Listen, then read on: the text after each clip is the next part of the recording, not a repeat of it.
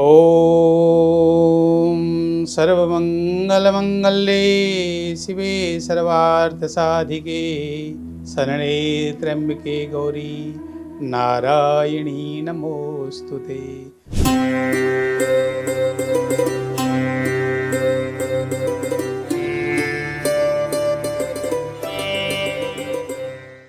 जय माता की।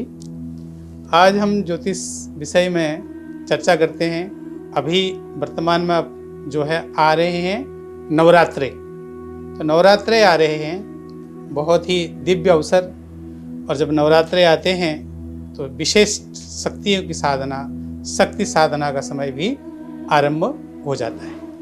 तो ये जो नवरात्रे हैं, नवरात को मिलके नवरात्रे बन, नवरात्रियाँ, जहाँ नवरात्रियों का एक विशिष्ट तपस्या का समय हो, 9 रात तक उस तपस्या को करना हो, 9 रात तक, तो उसको बोलते हैं नवरात्रि।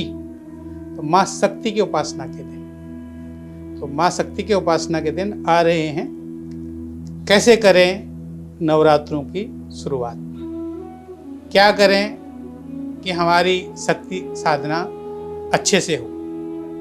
क्योंकि देखिए, जब आपके ग्रहों का आप पर प्रभाव, आपके ग्रह जो आप पर अच्छा प्रभाव कर रहे हैं, ऐसे भी ग्रह जो आप पर नकारात्मक प्रभाव कर रहे हैं, ऐसे भी ग्रह, तो उन नकारात्मक प्रभाव वाले ग्रहों को हम सकारात्मक कैसे करें, इसका ध्यान रखें। तो इसके लिए क्या करना है, हमको शक्ति उपासना करनी है। और जब देवी उपासना हम करते हैं, माँ भगवती की उपासना करते हैं, तो माँ की शरण में जाने से किसी भी प्रकार के अनिष्ट हो, किसी प्रकार का कष्ट हो, सारे कष्ट दूर हो जाते हैं। ये ध्यान रखना है।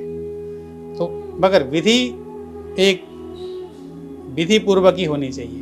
विधि में कभी भी कोई ऐसा कार्य नहीं होना चाहिए जो विधि को भंग कर दे। तो अब जब नवरात्रों में हम सबसे पहले क्या करेंगे, शरीर की शुद्धि। तो शरीर की शुद्धि पहले से करनी है। अगर नवरात्रा का पहला दिन, पहली रात्रि, पहली नवरात्रि यानी प्रतिपदा, पहला नवरात्रा जो है आरंभ होता है, तो उस प्रथम नवरात्रि से पहले हमने क्या करना है, अपने शरीर को शुद्ध करना है। शुद्ध करने के लिए एक दिन पहले से ही भोजन में शुद्धता आनी चाहिए। हम अपना जो दैनिक भोजन करते हैं, सात्विक भोजन करते हैं, तो सात्विक भोजन को एक दिन पहले से ही आरंभ कर देना चाहिए। कोई ऐसी चीज़ नहीं खानी है जिससे हमारा भोजन में, शरीर में अपवित्रता का वास हो। तो उसमें जैसे कि प्याज लहसुन जो लोग खाते हैं, वो एक दिन पहले ही छोड़ दें। और एक दिन पहले से ही कुछ ऐसी सब्जियां भी ना खाएं जो आपको नुकसान पहुंचाए या आपके उपासना में, व्रत में आप पर दुष्प्रभाव डालें। तो उसमें बैगन हो गया, पालक हो गया और सलजम हो गई, ऐसी सब्जियां आपने एक दिन पहले से ही छोड़ देनी है और शुद्ध भोजन करना है एक दिन पहले से ही।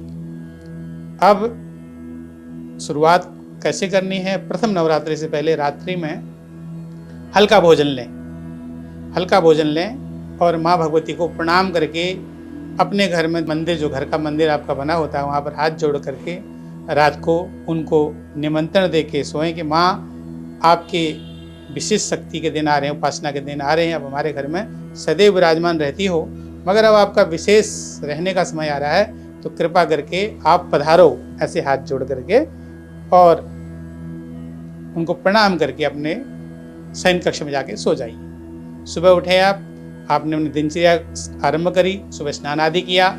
स्नान आदि करके आप दिनचर्या से निवृत्त हुए।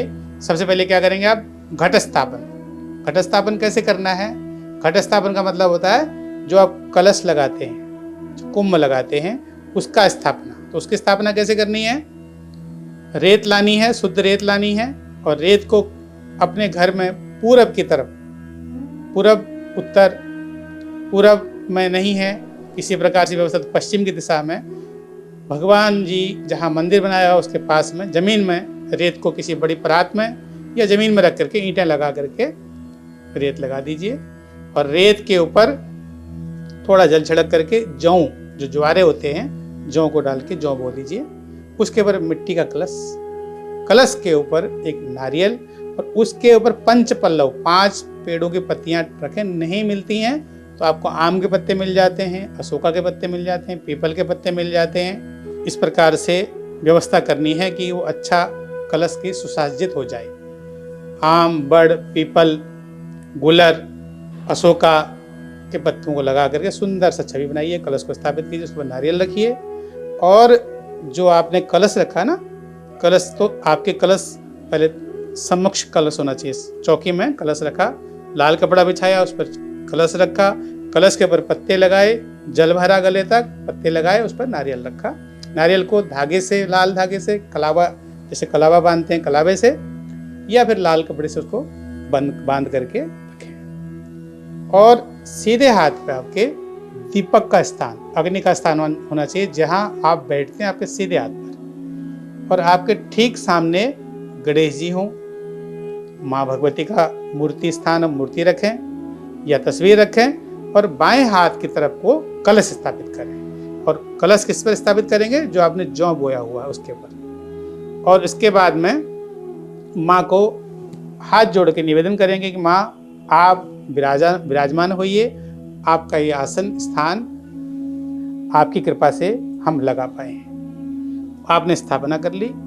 फिर नित्य नियम बनाइए कि जोत जलनी चाहिए। कुछ लोग अखंड जोत भी जलाते हैं, मगर अखंड जोत में ध्यान रखें कि अखंड जोत बुझनी नहीं चाहिए, किसी प्रकार से वो खंडित नहीं होनी चाहिए। अगर आप अखंड जोत का संकल्प करते हैं तो पहली बात तो अखंड जोत का संकल्प ना करके जलाएं। अगर माँ की इच्छा होगी, कभी ऐसा हो गया, कोई किसी प्रकार से बुझ गई, तो कोई दोष भी नहीं लगता। जितना हो सके उतनी देर जोत जले। अच्छा, एक बात और ध्यान रखें, घी जो है ना बहुत महत्व रखता है। वह घी अक्सर आप बाजार से लाते हैं। कई लोग आजकल बहुत डुप्लीकेट नकली घी बेचते हैं। बहुत से लोग पूजा की दुकान में बोलते हैं हमें पूजा वाला घी दे दो। समझ लो आप बिल्कुल भी ऐसा पदार्थ इस्तेमाल कर रहे हैं जो जिसका मैं नाम भी लेना नहीं चाहूँगा। इतना गलत चीज़ है वो।